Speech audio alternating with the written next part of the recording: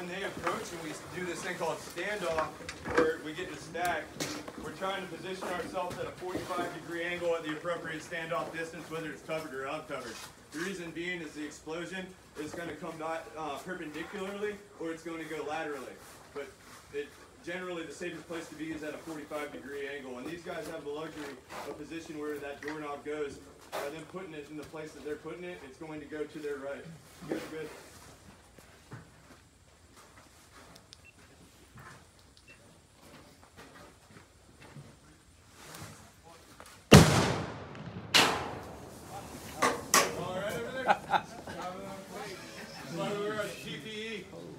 You guys seriously, nobody check yourselves.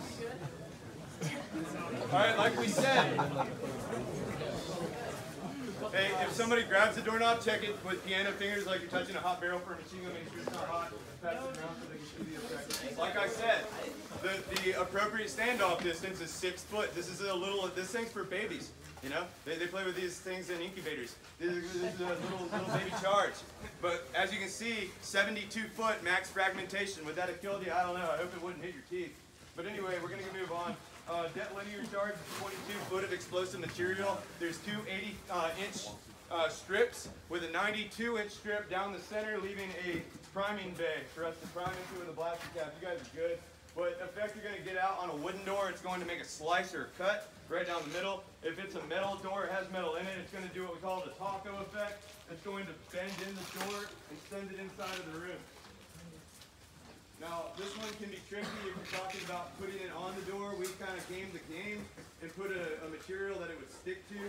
When you find typical exterior doors, and in real life they're going to have a stickier side, whether it be paint or whatever, something that'll help it stick.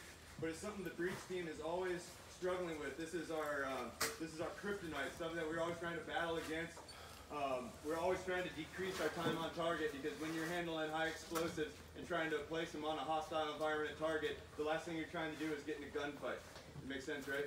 So anything that you can do to game the game and make sure you guys are good. 3, 2, 1. Did anybody see the fragmentation of the plywood hit the blanket? Yeah. Right? So that's another thing. Somebody asked me, I get the coolest questions from you guys. So somebody asked me, well, stop a 9mm? I'm like, I don't know if anybody's been crazy enough to try it. But yeah, when you're talking plywood and stuff, absolutely.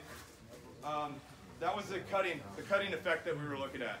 The next is going to be the pushing effect. It's going to be the water charge. The watering charge has bumpers on it. It's made out of 2 IV bags. We weren't lucky enough to obtain any. We took gallon-sized Ziploc bags and duct taped the hell out of them, so we'll see if it works. There's 12 foot. You guys can go ahead and place it. I'll talk while you guys are working.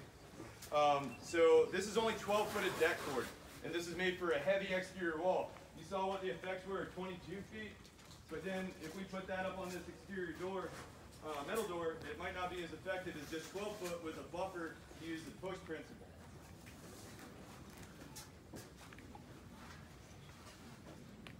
On you, bud. 3, 2, 1. Right. You can see how it welted that door in, where it dented the hell out of it. The reason that I say that it's not very effective is we just tried to put stuff together.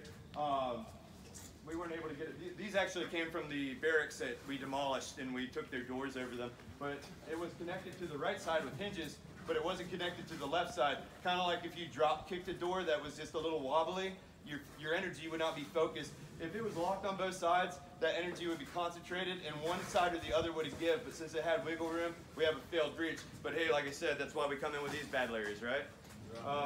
The last and final charge, like I told you, we use explosive or mobility breaching in offense and defense. This one's an extremely versatile charge. It's called the oval charge. Has anybody ever played Rainbow Six Siege? Yeah, I'm a gamer too. I played Madden except for that bad incident that happened to me in Florida a while ago. But no, yeah, I know. I play with fire. Yeah, so anyway, no.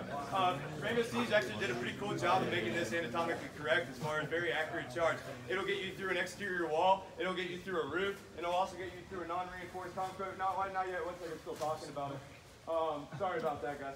So basically what you're going to do, the amount of explosive material you use will be determined by the material that you're trying to engage with it. If you're going through a wooden exterior door, or I'm sorry, a wooden exterior wall, you're going to use 5 12-foot strands of deck cord. All right. If you're going through a roof, you're going to use 6 12-foot strands of deck cord. In a non-reinforced concrete wall, non-reinforced being no barbed wire inside of it, you're going to use 8 12-foot strands of deck cord. And sorry guys, you go ahead.